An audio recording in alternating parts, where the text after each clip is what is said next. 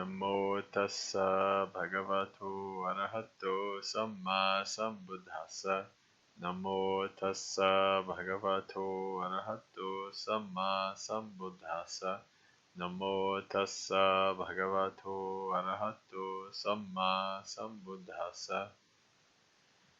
I don't believe I recognize any brand new names, so we can skip the introductions and go right into the suttas. This is Samyutta Nikaya, the 36th Samyutta, which is the Vedana, the Samyutta regarding feeling, and it's the sixth sutta in the 36th Samyutta. Hence why it's 36.6. And it is translated by Bhikkhu Bodhi as the dart. I think I like the translation of Thanissaro Bhikkhu better as the arrow, because that is really what they're kind of speaking about. When Westerners hear dart, they think of, like, I don't know if they're old enough, they think of like lawn darts. We used to throw metal darts on the yard and all these kind of things. But it really, what the actual item that's being talked about are arrows. So, welcome, Kaya. Feel free to take a seat.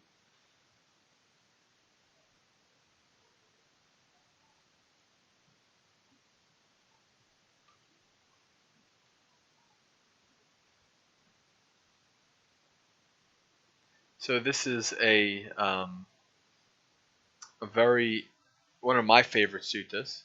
It's a fairly short sutta, but it has a lot of discussion in it. It's a short sutta that's packed with a lot of content, and so I can't imagine us really reading through this any more than 10 or 15 minutes.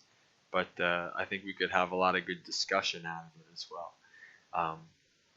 And for those of you who maybe haven't been to one of the sutta readings that I do, it's an ongoing discussion, meaning that if you have a question while I'm reading, feel free to type.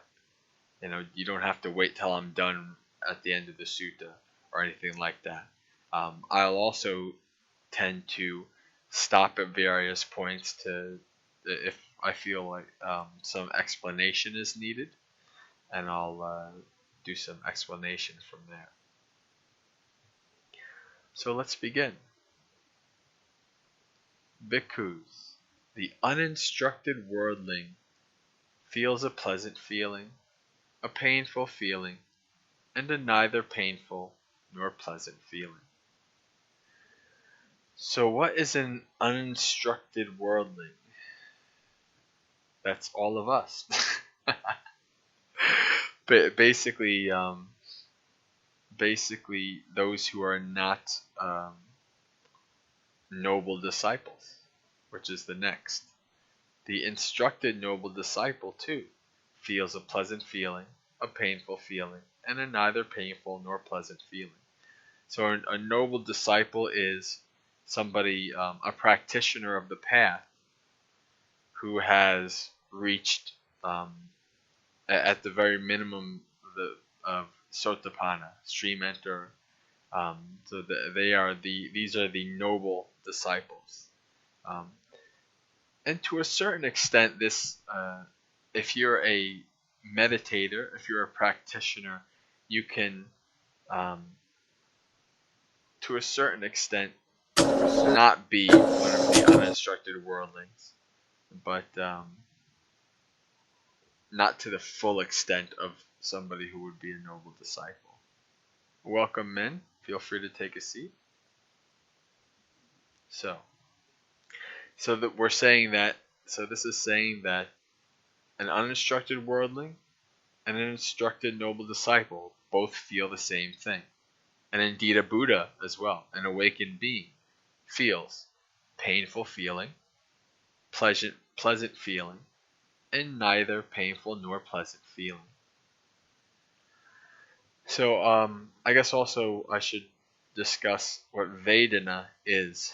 Um, Vedana, translated as feeling here, is not what when we talk about, use the word feelings in modern parlance. We talk about, we think about like, you hurt my feelings, or like, I'm feeling sad, I'm feeling depressed, these kind of things.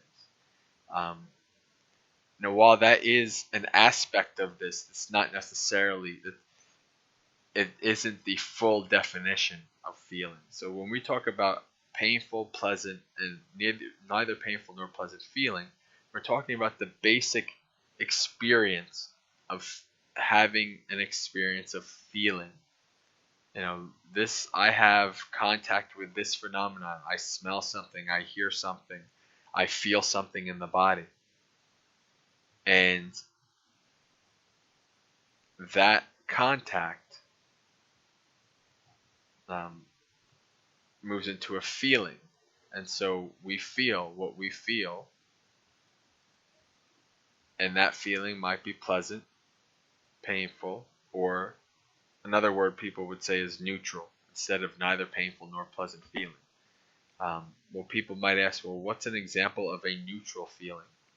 Neutral feelings are feelings that you could feel if you paid attention to, but in general, you just totally ignore. For instance, the breath is a neutral feeling, which is why the breath is a wonderful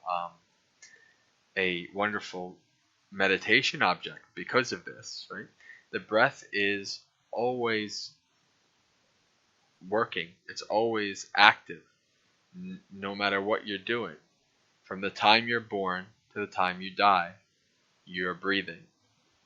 Your body doesn't need you to be aware that you're breathing. Your body just does it. It's part of the natural processes of the body. Another example of a neutral feeling can be the feeling of your feet touching the floor as you walk.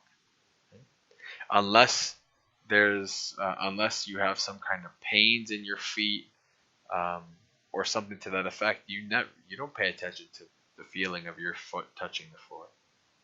And indeed, when you're doing walking meditation, that is what you're paying attention to. So these are neutral feelings. I think it's fairly obvious, when we say painful feelings or pleasant feelings, what we understand that to be. And also, Vedana is not only the physical feeling tones, but it can also be mental feelings as well. So, and that's where I feel sad, or I feel depressed, these kind of things. That could fall under feeling. But it also could fall under mind states as well, if we're talking Satipatthana, or the four frames of reference. But so that's just a brief background of feeling. Okay, so we've just Buddha is saying that uninstructed worldlings and noble disciples feel these three types of feeling. Therein, bhikkhus, what is the distinction, the disparity, the difference between the instructed noble disciple and the uninstructed worldling? Venerable Sir, they said, our teachings are rooted in the Blessed One, guided by the Blessed One. Take recourse in the Blessed One. It would be good if the Blessed One would clear up the meaning of this statement. Having heard it from him, the bhikkhus will remember it. Then listen and attend closely, bhikkhus. I will speak. Yes, Venerable Sir, the bhikkhus replied. The Blessed One said this. Bhikkhus, when the uninstructed worldling is being contacted by a painful feeling, he sorrows, grieves, laments, he weeps, beating his chest and becoming distraught. He feels two feelings, a bodily one and a mental one. Suppose they were to strike a man with a dart or an arrow, and then they would strike him immediately after with a second dart, so that the man would feel a feeling caused by two darts. So too, when the uninstructed worldling is being contacted by painful feeling, he feels two feelings, a bodily one and a mental one. So if you see this, the Buddha is making a distinction between a feeling in the body and our mental reaction to it. The Buddha is saying here, us normal folk, when we have this feeling of pain, we have this reaction, this aversive reaction. We sorrow, grieve, lament. Why do we do this? Because we don't want this pain. We want it. We want our experience to be otherwise. And when we have expectations of our experience to be otherwise, and it doesn't turn out that way, we cause our own suffering. So, and he weeps, beating his breast and becoming distraught. Right? So it's as if you have this physical pain, and you're making it worse by adding on a mental pain. So now let's continue here. Being contacted by that same painful feeling, he harbors aversion towards it. When he harbors aversion towards painful feeling, the underlying tendency to aversion towards painful feeling lies behind this. And so what is this underlying tendency? This anusaya. This underlying tendency is simply this habitual behavior. Right? Habitually, if we experience a painful feeling, we want to do what we can to stop that painful feeling from occurring. When we're sick, we want medicine. And when we have some kind of greater sickness, we need a procedure. So we have an aversion towards these feelings, and we want to do everything that we possibly can to try to make these painful feelings and experiences go away. So, as soon as a painful feeling comes up, we automatically attach to it with aversion and negativity. That's our habitual tendency. That's what they call. That's what Buddha means here by underlying tendency. It's our habit that when we have a painful feeling, we develop aversion towards it. Being contacted by a painful feeling, he seeks delight in sensual pleasure. What does that mean, right? Whenever we have a painful feeling, one of the ways that we try to escape from that painful feeling is to replace it with some kind of pleasant feeling, right? When we're sick, maybe we want to eat a lot of ice cream or binge watch our favorite TV show on Netflix or something like this, right? Something that is pleasant to get our minds off of this unpleasant feeling.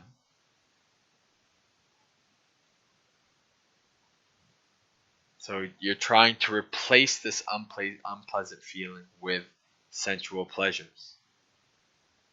For what reason? Because the uninstructed worldling does not know of any escape from painful feeling other than sensual pleasures. We just don't know any other way. We were never taught any other way. This is the underlying tendency, the habitual tendency of what we do.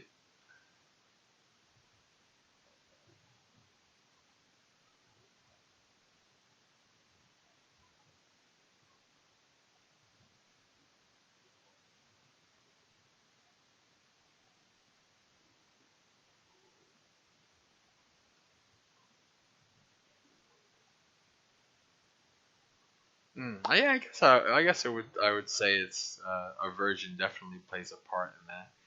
it's quite interesting. I've been doing a lot of research and watching a lot of how mindfulness is taught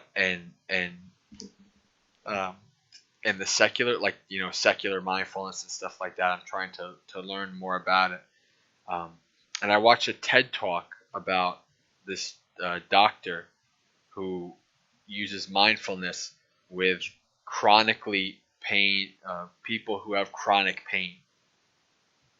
And he gave the example of this young child, like a 12-year-old, who has this thing where it's like, even if he went like in the bath, a ripple of of water on his skin causes this like excruciatingly ridiculous pain. And he gave this example of what the pain might feel like. I don't remember it, but I mean, it was like something to the effect of like, oh, your skin being on fire and all these kind of things. So this was a young, a young kid, like 12 or 13-year-old kid, who lives with this pain every day of his life. And he talks about how after he taught this child mindfulness, how the child said he said the child, first time, a couple times he tried it, the child said, the pain is still there. I feel it, but it just doesn't affect me anymore. And that was like a big thing. Well, of course, it's,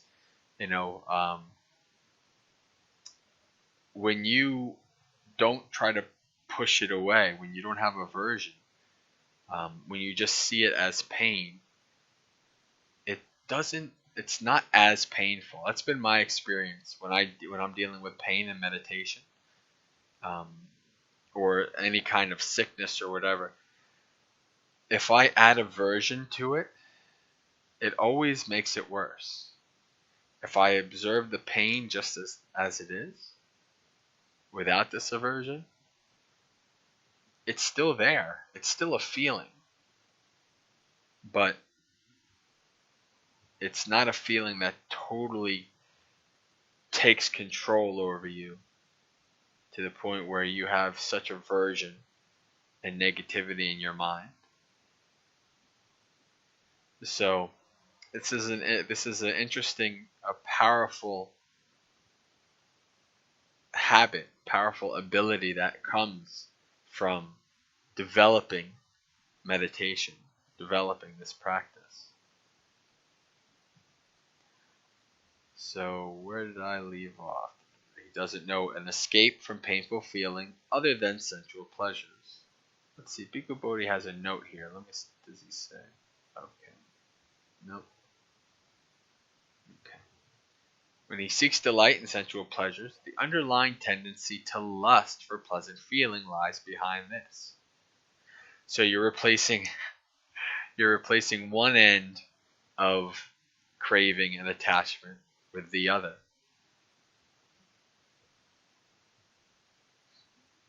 He does not understand as it really is, the origin and passing away, the gratification, the danger, and the escape in the case of these feelings. So this is, these 5 things are what the Buddha exhorts us to understand in all phenomena, right? How this experience arises, how it comes to be, how it goes away or ceases. The gratification being the pleasurable feelings and experiences and mind states that come from having contact with this experience. The danger is the downside of this experience. You think about it like in a drug, right? The gratification is this crazy pleasurable high. The downside is addiction and a spiraling out life and criminal activity to try to get the drugs and all this kind of stuff, right? So you're seeing the positive and the negative aspects of this kind of experience. And the escape is almost always the escape of wisdom, of insight, of understanding, that leads to dispassion and awakening. That's the escape. So when he does not understand these things, the underlying tendency to ignorance in regard to neither painful nor pleasant feelings lies behind this. And of course, this is actually, I spoke about this in the beginning. We are often ignorant of these neutral feelings. We don't pay attention to them.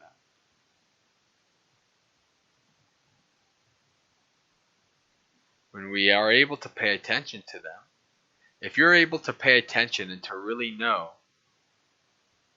the aspects of a feeling that we often ignore or forget that even is there, imagine what you can do when a painful feeling arises or when a pleasant feeling arises.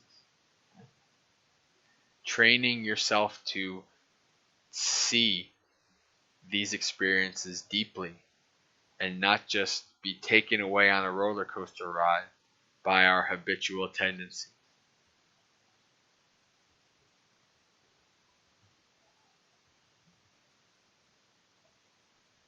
And of course, it is through our ignorance that we even do this attachment and aversion, right? Attachment is the I like mind, the greed and covetousness. I want more of it. Aversion is I dislike, I don't want any more of it.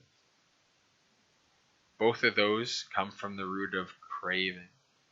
And we have this craving because of our ignorance. And what is ignorance in Buddhism? It's not that you quit school when you were in third grade and you don't know anything about reading and writing and arithmetics and all that stuff. Ignorance is not understanding reality for how it truly is. Not knowing the Four Noble Truths completely. Exactly. That is, in Buddhism, that is ignorance. When you have eradicated your ignorance, you are an awakened being. So we are all going to have various levels of ignorance for quite a long time. But we can practice, we can follow this path and gradually nick away at it like a big iceberg. Just one ice picking pieces of it away until there's nothing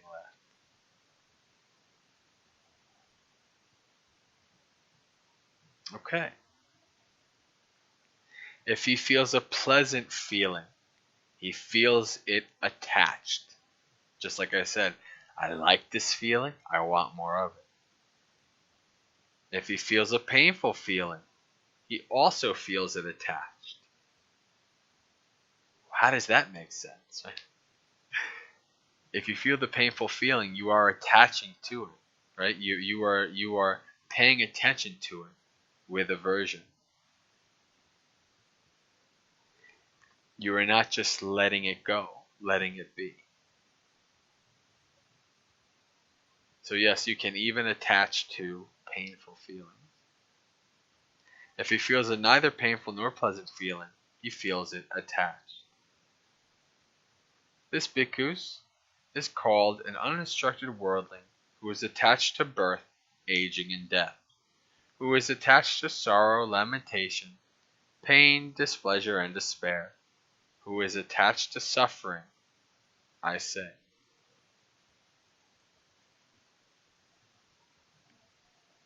Bhikkhus, when the instructed noble disciple is contacted by a painful feeling, he does not sorrow, grieve, and lament. He does not weep, beating his breast and become distraught. He feels one feeling, a bodily one, not a mental one. Suppose they were to strike a man with a dart or an arrow, but they would not strike him immediately afterwards with the second dart.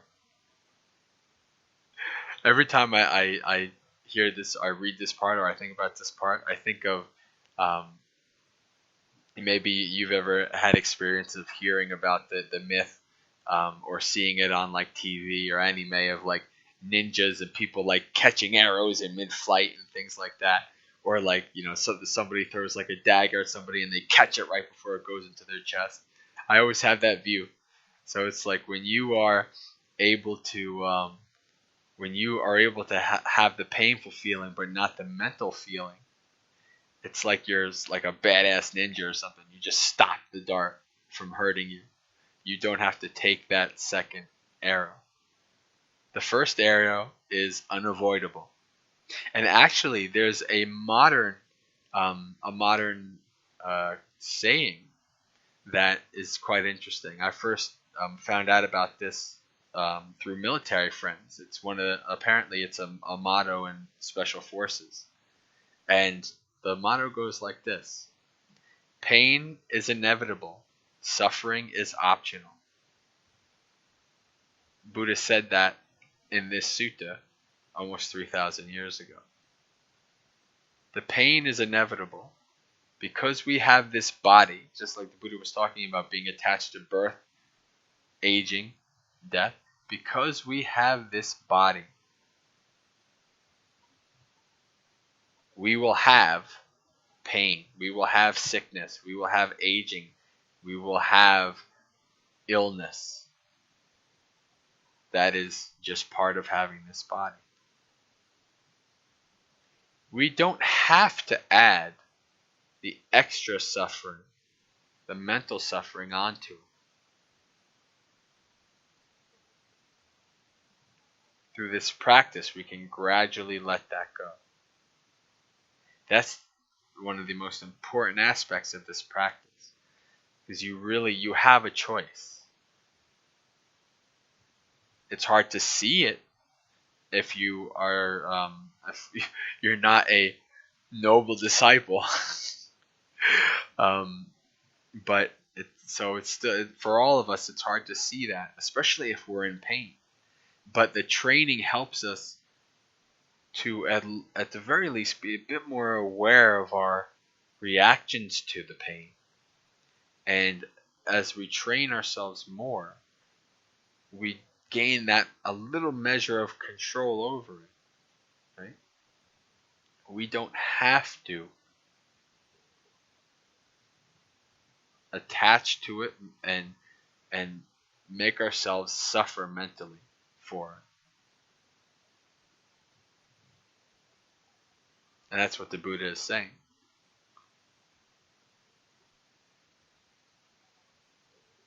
Okay, let's see. Where did I end?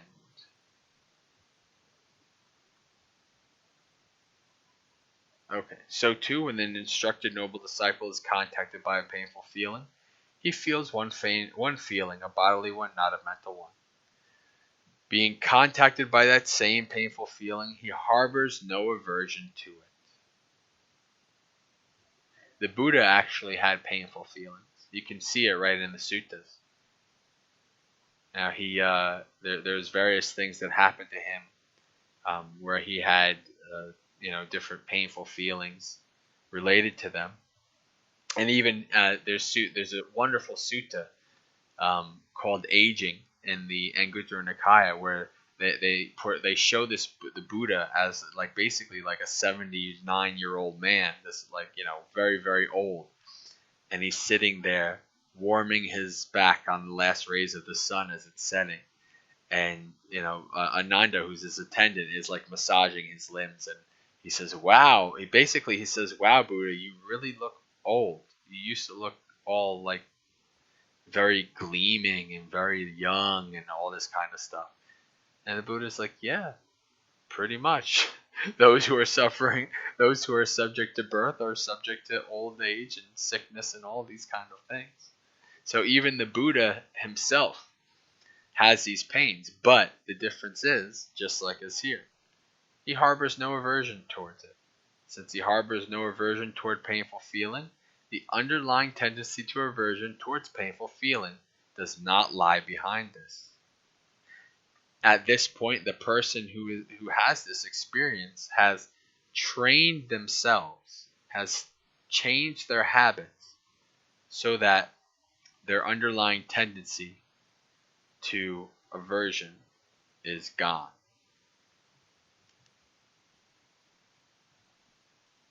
Okay. Being contacted by a painful feeling, he does not seek delight in sensual pleasures. For what reason? Because the instructed noble disciple knows of an escape from painful feeling other than sensual pleasure. And one of the notes regarding, you might be asking, well, what is this other escape? Um, well, basically, the escape is the deep mental concentration. That's the escape. The meditation practice itself becomes the antidote to these painful feelings. Like jhanas and all these kind of things. There's pleasant feelings in these higher mental, these higher levels of concentration, but they are wholesome feelings that are based off of that come from the mind, not from outward sensual pleasures. So in that regard, they're better. You can still get attached to them, which obviously we don't want to do, but they can be used as a pleasant abode. As a matter of fact, in the Buddha, even the Buddha, he was an awakened being, right? He did everything that needed to be done, but he would still meditate.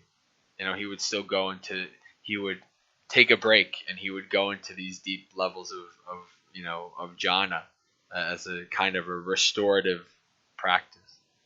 Um, so, okay. Since he does not seek delight in sexual pleasure, the underlying tendency to lust for pleasant feelings does not lie behind this. He understands, as it really is, the origin and the passing away, the gratification, the danger, and the escape in the case of these feelings. Since he understands these things, the underlying tendency to ignorance in regard to neutral feeling does not lie behind it. If he feels a pleasant feeling, he feels it detached. If he feels a painful feeling, he feels it detached. If he feels a neither painful nor pleasant feeling, he feels it detached. This bhikkhus is called the noble disciple, who is detached from birth, aging, and death, who is detached from sorrow, lamentation, pain, displeasure, and despair, who is detached from suffering, I say. This bhikkhus is the distinction, the disparity, the difference between the instructed noble disciple and the uninstructed worldling. And then there's just some verses that kind of sum up the sutta at the end here. The wise one, learned, does not feel the pleasant and painful feeling, mental feeling. This is the great difference between the wise one and the worldling. For the learned one who has comprehended Dhamma, who clearly sees this world and the next, desirable things do not provoke his mind. Towards the undesired he has no aversion. For him attraction and repulsion no more exist. Both have been extinguished, brought to an end. Having known the dust-free, sorrowless state, the transcender of existence rightly understands.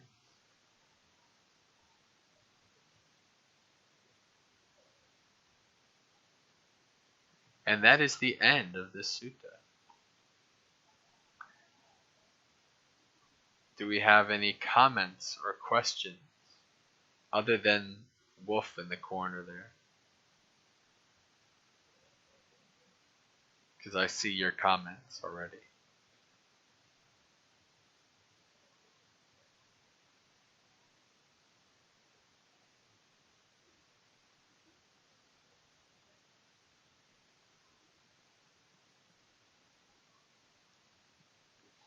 What about our experiences with painful feelings in our daily lives? Does anybody have any experience they'd like to say? I have a little story that I can talk about after. I'll tell it a little bit later. Briz, I saw you were typing something, so please keep typing it. Don't.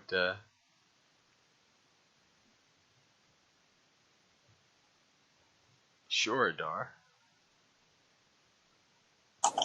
Thank you, Bante. I was this experience that like I kind of noticed earlier today, which is kind of odd. I was running after my cat and I stumped my toes on furniture, and I noticed that at that instant, like there was no other feelings at all other than that instant pain. And so that's why I was asking that question. And there was nothing else I could think about. And even though I practice meditation a lot, that still occurs. But it's like, for me, it was sort of like, it took a bit before I can kind of step back and, not become too attached to it, but I was still very attached to it. I was still, or having aversions towards it, because that was all I could feel. It was kind of painful, and didn't know, or I was asking that, and I think you had said earlier that it was caused from having aversions. That's all that I was feeling. I wanted to just said that, I guess.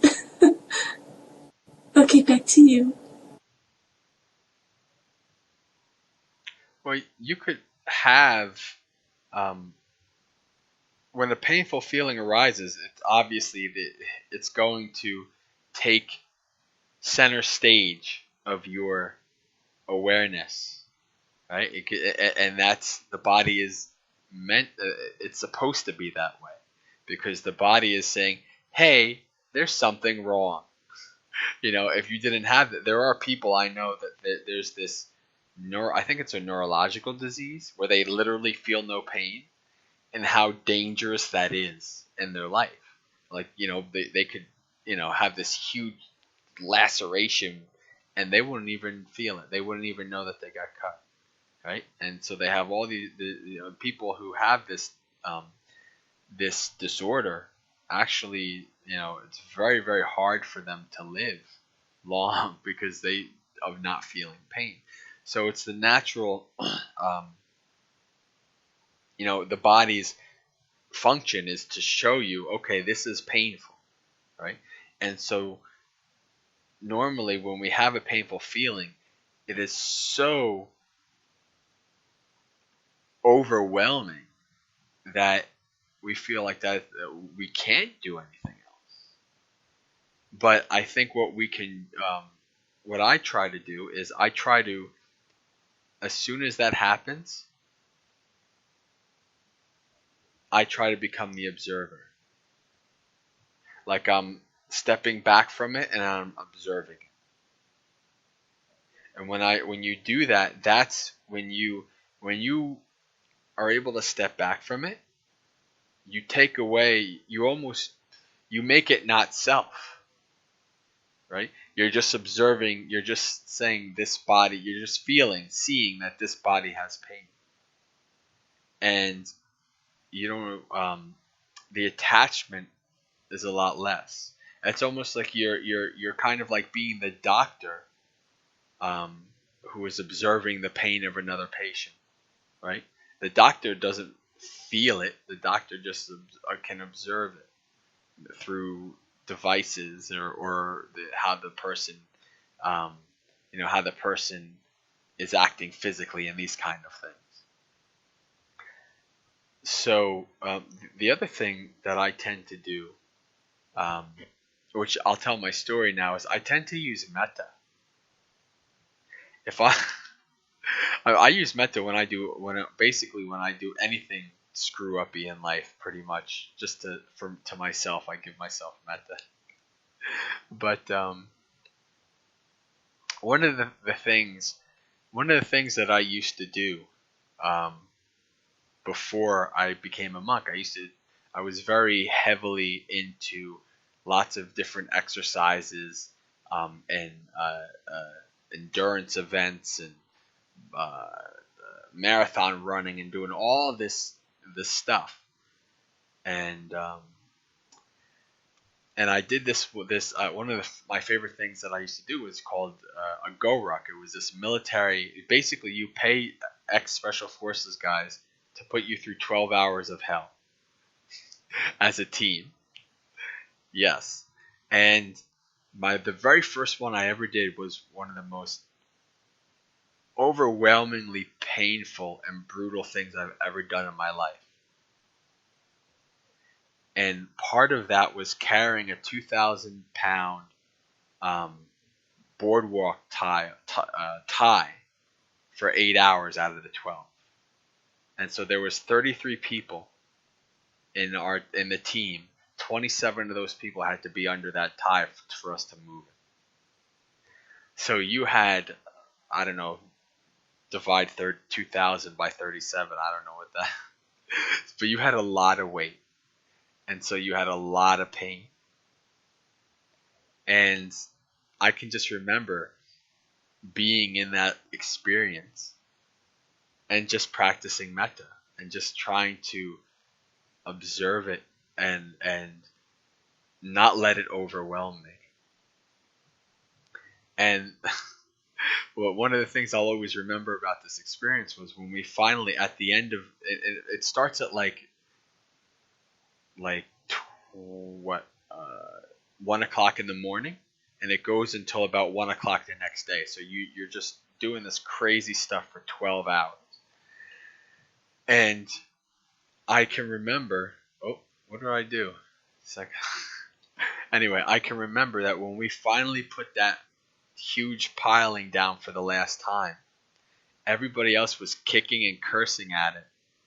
And I gave it metta, and I thanked it for the experiences that it gave me and what it taught me. Right? And you can do the same thing with your pain. Yeah, your metta goes against ill will.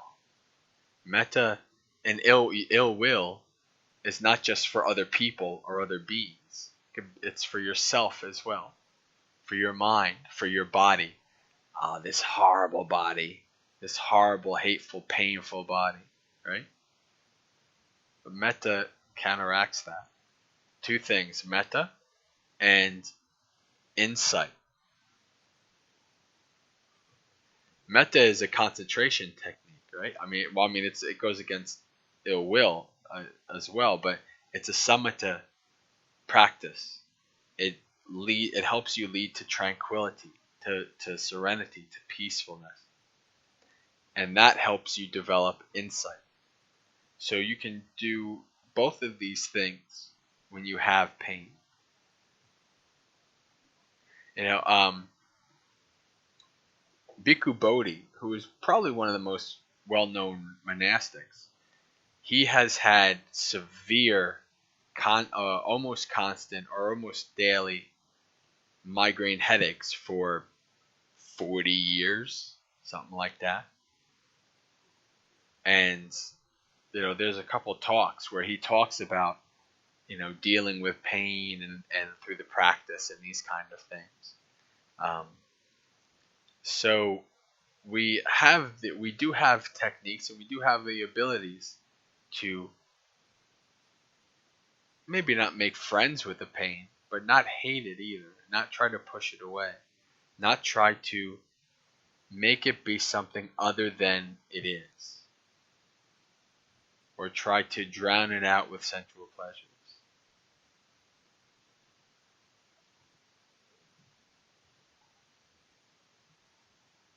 Yeah. That sounds like a really, really, really rough situation for that woman. Just from what I know of fibromyalgia, let alone arthritis and bursitis. Yeah. Um, that sounds like an extremely rough situation. And for somebody who has no meditation training, maybe, what, or that would be pretty brutal, for sure. Because how do you cope with that, right? How do you deal with that? The only way the average person thinks to deal with something like that is go to the doctor, medication, procedures, because that's the only thing we know. And of course, if you have pains and you have issues, nobody is saying, "Oh, you should just meditate and do nothing else." Of course, obviously, if you have these issues and they can be addressed with medical science, then you should uh, see what you can do about that. And if it helps, that's good. If it doesn't, yeah, it is what it is. That's how it is. And the meditation can help you one way or the other. It can help you in general. So that's what the importance of this practice and the importance of this sutta is showing us that we have a choice. We might not see it. We might not even know that we have a choice. But this practice, the more you practice, the more you develop this path, the more you realize how much of a choice you actually have. And that's freedom, right? You're not stuck in a prison where you have to deal with it and you just don't know what to do. Like lost in a dark room without a light, right? You have an ability that you've developed, a mental ability, a superpower, if you want to call it that, to deal with these situations in a more skillful and wise way, in a way that goes against our natural habitual tendencies. Darwin roars her lion's roar. That's in the suttas. Anytime like the Buddha or a monastic like really makes a good point and really does a good really has a good talk or something like that, the Buddha says they have roared their lion's roar. So that's but anyway. So any other comments or questions at this point? We still have about 10 minutes, so we can continue to talk.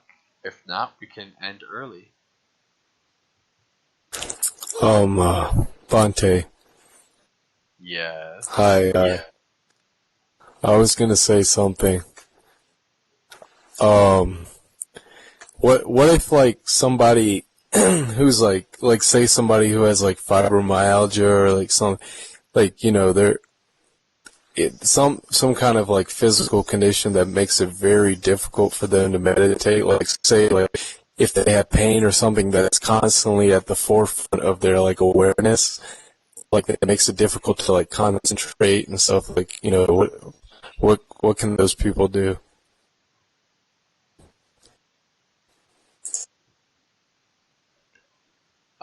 That's a good question. I would say that it might be helpful for those kind of people with that kind of situation to kind of follow the path that I did. I didn't start out. Those of you who know my story, I didn't start out following the breath and concentration meditation and all this stuff, mindfulness of breathing. Um, well, I did, and then I got negative and I quit. But when I came back, my practice was basically just observing my experience. And that actually developed concentration. So I guess what I would say is for a person like that to develop satipatthana, develop the four foundations of mindfulness. So, they can sit with their experience and observe body, right? Body as body. What's going on in the body? all the different feelings and experiences that are going on with the body. Feeling. What is this direct feeling? What is the experience of this feeling? With the raw feeling. It's like you can just, right now, you take one hand and put your fingers on the other hand. What is that feeling? What is the feeling of the fingers touching the other hand, right? That is raw feeling. So like, sorry, so like it could actually work to their advantage in the sense that because it's such a powerful, experience or whatever in the forefront of their consciousness, they could actually use that as the object of, to concentrate on. Yeah.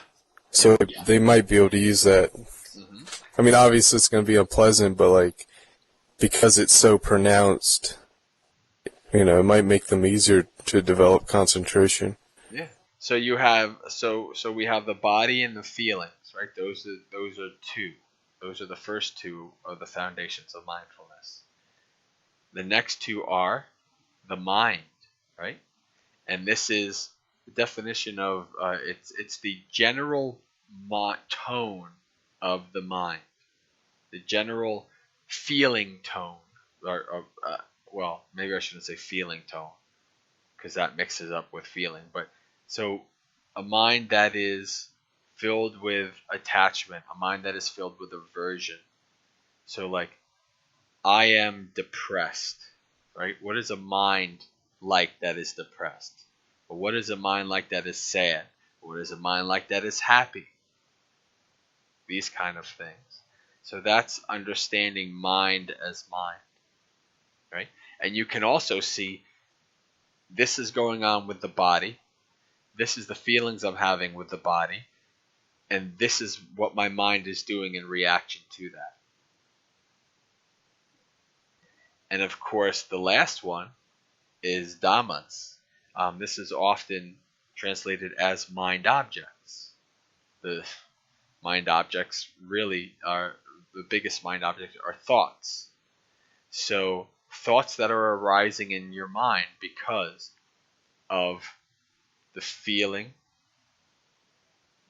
of the body and the tone of mind, right? So you have a painful feeling in your body. Your chest hurts, right? You are aware of your body.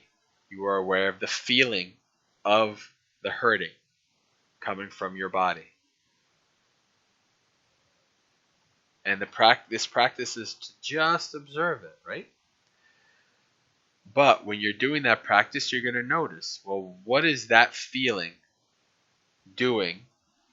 Or how is your mind reacting to that feeling? Right? Is your mind getting tense? Is your mind getting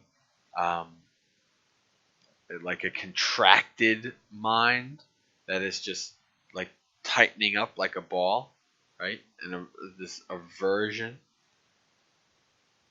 or and then what are the thoughts that are arising because of that? I hate this feeling. I hate this body. I don't want to have anything to do with this. Is there medication? Should I just kill myself? Whatever, right? So you're seeing these four foundations. These are the aspects of experience, right? The body, feelings in the body, the mind states that arise, and the thoughts that arise from those mind states based on the feelings of the body, right? So a person who's in pain, they can see this. They can follow this trail, right? So what happens? Let's do the opposite of that. Let's not do like an awakened being, but let's do somebody who has a different mind state regarding this. Their body has pain. They feel this pain. Their mind is equanimous. They have a feeling. They don't feel attachment. They don't feel aversion to it. It's just pain. What thoughts arise out of that equanimity? Well, there's not going to be any, I hate this, I don't like it. There's also not going to be any, oh, I really like this. I mean, there's few people who are like sadists that really like, the feeling of pain, but most of us are not in that, not like that.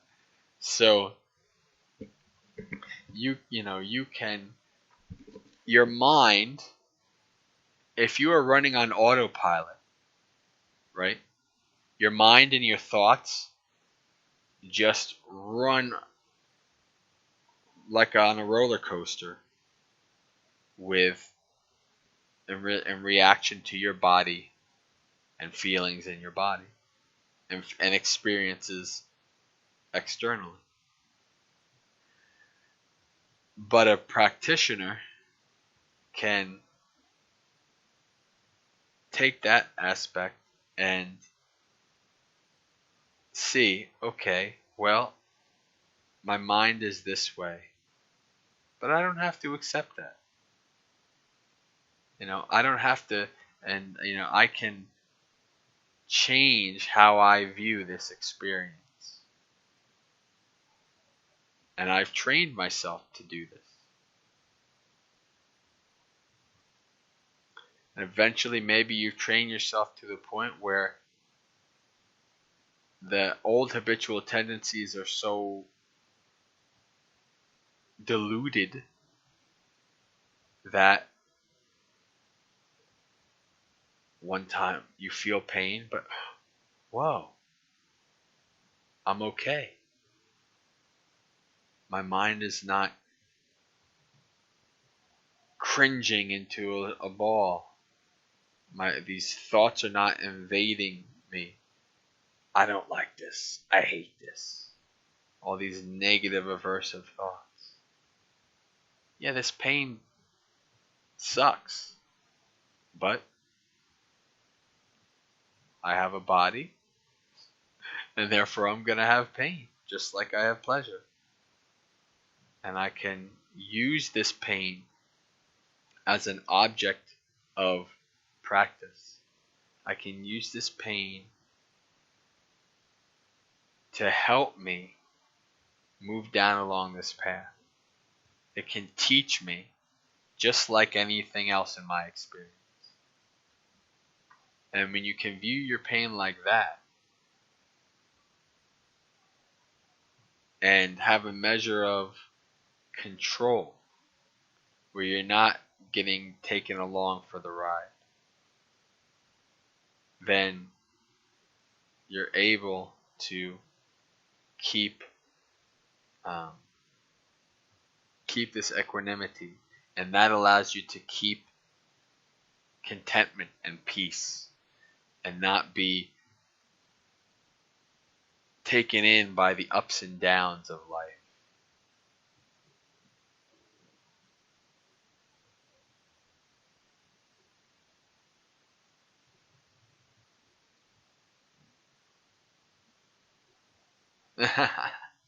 Well, I mean, I don't necessarily know if meditation postures are built so that you could feel pain.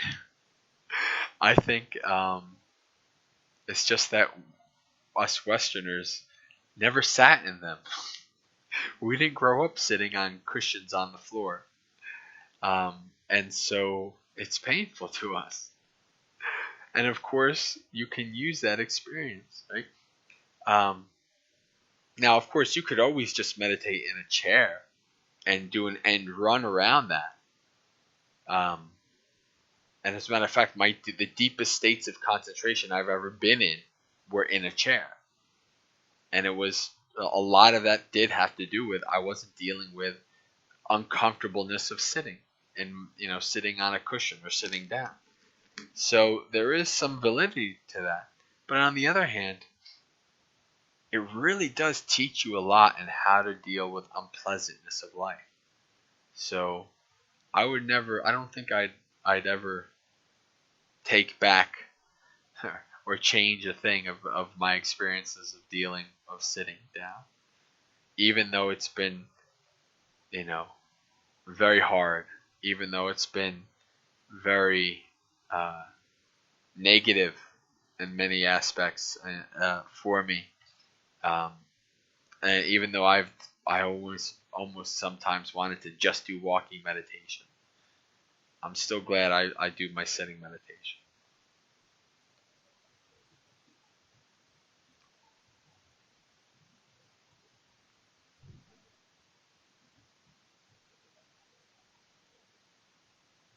Yes, keeps us out of our comfort zone.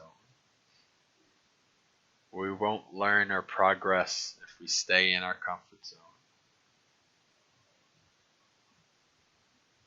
Because the comfort zone is our habitual tendencies. It's our habits.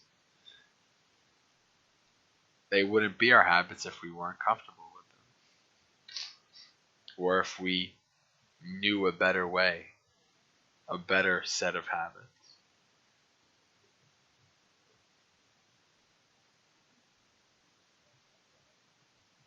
And yes, if you sit on the floor your whole life, it would definitely be maybe not necessarily more comfortable, but your body would, and your hips and everything grew up adjusted to that,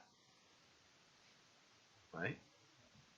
Whereas we grew up adjusted to nice, comfortable chairs with our legs spread out.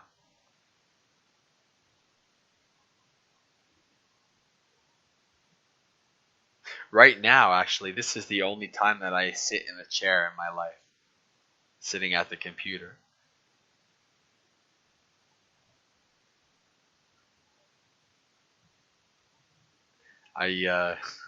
Otherwise, I'm on a floor, basically. I'm on a cushion. And of course, 2 years of doing this has definitely helped, but it's not. I've not equaled the comfortable level of somebody who's done it their whole life just yet. I think I still have a long way to go for that.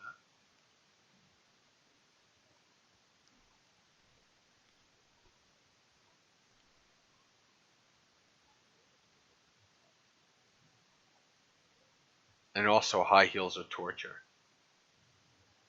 But some people are willing to go through torture for style, I guess. At least that's what I've been told by some people. I think high heels were invented by men to make it so that we can't run away. It's quite possible.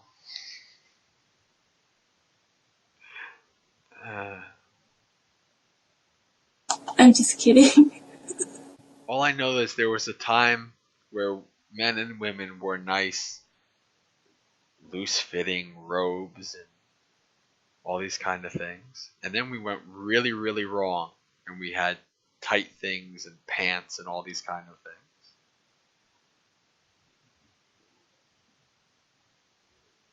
I don't think I ever want to go back to wearing pants. But anyway, that has nothing to do with the actual talk.